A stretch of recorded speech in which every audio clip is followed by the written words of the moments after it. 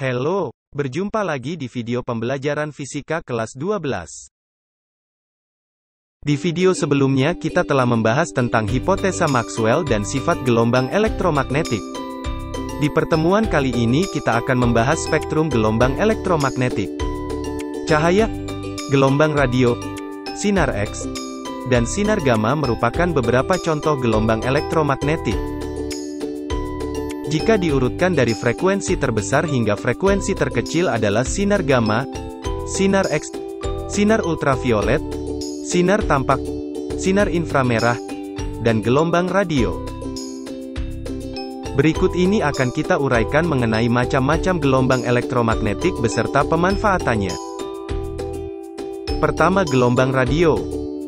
Gelombang radio umumnya digunakan pada perangkat elektronik seperti radio, handphone dan televisi. Gelombang radio dipancarkan dari antena dan diterima oleh antena pula. Frekuensi gelombang radio berada pada rentang 10⁴ sampai dengan 10⁹ Hz. Ada dua jenis sistem modulasi untuk membawa informasi berbentuk suara melalui gelombang radio, yaitu 1. Amplitudo modulasi. Pada sistem ini informasi yang berbentuk suara dibawa oleh gelombang radio sebagai perubahan amplitudo. Gelombang dipantulkan oleh ionosfer sehingga memiliki jangkauan yang luas, tetapi dipengaruhi cuaca dan peristiwa kelistrikan di atmosfer sehingga menghasilkan suara yang kurang jernih. Sistem ini cocok digunakan untuk komunikasi jarak jauh. 2. Frekuensi amplitudo. Pada sistem ini informasi yang berbentuk suara dibawa oleh gelombang radio sebagai perubahan frekuensi. Gelombang tidak dapat dipantulkan ionosfer sehingga memiliki jangkauan yang sempit. Agar gelombang FM dapat memperluas jangkauannya, diperlukan stasiun-stasiun penghubung. Kelebihan FM adalah suara yang dihasilkan jelas dan tidak dipengaruhi cuaca. Sistem ini umumnya digunakan untuk komunikasi antar satelit dan radio yang memerlukan kejernihan suara, seperti lagu. Selanjutnya, gelombang mikro. Gelombang mikro merupakan gelombang elektromagnetik yang mempunyai panjang gelombang 1 mm sampai 1 meter dan memiliki frekuensi super tinggi yaitu antara 300 MHz sampai 300 GHz. Gelombang ini dihasilkan oleh alat magnetron dan klistron. Jika makanan menyerap radiasi gelombang mikro, makanan akan panas dan matang dalam waktu singkat. Proses inilah yang digunakan sebagai perlengkapan memasak. Manfaat lain dari gelombang mikro adalah sebagai alat deteksi atau radar.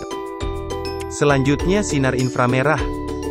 Sinar inframerah dihasilkan oleh elektron yang bergetar akibat pemanasan. Intensitas sinar inframerah yang dipancarkan bergantung pada suhu dan warna benda. Sinar inframerah mempunyai rentan frekuensi 10⁻12 Hz sampai dengan 10⁻15 Hz. Contoh penggunaan sinar inframerah adalah remote control untuk memindahkan channel televisi. Remote control mengirim sinyal ke televisi berupa LED khusus yang memancarkan sinar inframerah. Umumnya terdapat di ujung remote. Di bidang kedokteran, radiasi inframerah dimanfaatkan sebagai terapi medis, misalnya penyembuhan penyakit encok, cacar, dan terapi saraf. Selain itu, pemotretan di berbagai wilayah di permukaan bumi dari satelit juga memanfaatkan teknologi sinar inframerah. Selanjutnya, cahaya tampak. Cahaya tampak merupakan spektrum yang dapat dideteksi oleh indera penglihatan manusia. Sumber cahaya tampak misalnya lampu dan sinar matahari. Panjang gelombang cahaya tampak berkisar antar 480 nanometer sampai 700 nanometer. Panjang gelombang cahaya tampak yang terpendek dalam spektrum yaitu violet atau ungu dan yang terpanjang yaitu cahaya merah. Pemanfaatan cahaya tampak misalnya, pada penggunaan laser dalam bidang diantaranya laser pointer untuk presentasi, laser untuk pelurus arah tembakan, pemotong yang sudah banyak digunakan di industri baja serta untuk penyembuhan luka. Berikutnya, sinar ultraviolet. Pemancar sinar ultraviolet yang utama di bumi adalah matahari. Sinar ultraviolet mempunyai frekuensi antara 10⁻15 Hz sampai 10⁻18 Hz. Sinar ultraviolet dapat masuk dan membakar kulit manusia. Tetapi adanya atmosfer bumi dapat menghambat sebagian sinar ultraviolet. Sinar ultraviolet dibedakan menjadi 3, yaitu UVA, UVB dan UVC. Ketiganya memiliki peran dan dampak yang berbeda-beda. Misalnya radiasi UVC sangat membahayakan manusia, jika tidak terhalang oleh lapisan ozon. Adapun manfaat sinar UV dalam kehidupan antara lain, membantu pembentukan vitamin D yang dibutuhkan oleh tulang. Dalam dunia kesehatan digunakan sebagai sterilisator untuk alat-alat kesehatan dan dapat membunuh bakteri-bakteri patogen pada air minum. Selanjutnya sinar X. Sinar X sering juga disebut sinar ronsen. Sumber sinar X yang utama adalah dari radiasi tumbukan elektron berkecepatan tinggi pada atom-atom berat seperti timbal. Sinar X mempunyai daya tembus yang sangat kuat. Sinar X mampu menembus zat padat seperti kayu, kertas dan daging manusia. Sinar X banyak dimanfaatkan dalam bidang kedokteran, yaitu untuk memotret kedudukan tulang, mengidentifikasi jantung dan organ-organ dalam tubuh. Namun, pemeriksaan organ tubuh dengan sinar X tidak boleh terlalu lama, karena dapat merusak sel-sel dalam tubuh, merubah struktur genetik sel, penyakit kanker darah serta kesan-kesan buruk seperti rambut rontok, kulit merah dan bisul. Di bidang industri, sinar X dimanfaatkan untuk menganalisis struktur kristal. Yang terakhir adalah sinar gamma.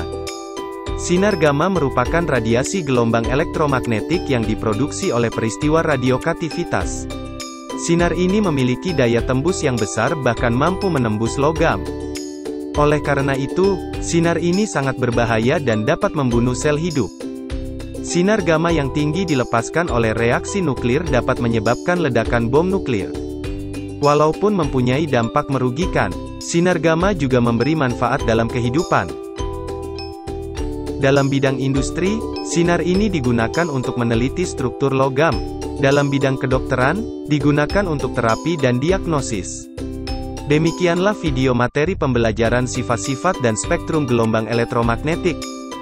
Sampai jumpa di video selanjutnya, di mana video selanjutnya membahas tentang dampak radiasi elektromagnetik. Jangan lupa jaga kesehatan, dan tetap semangat. Sampai jumpa lagi.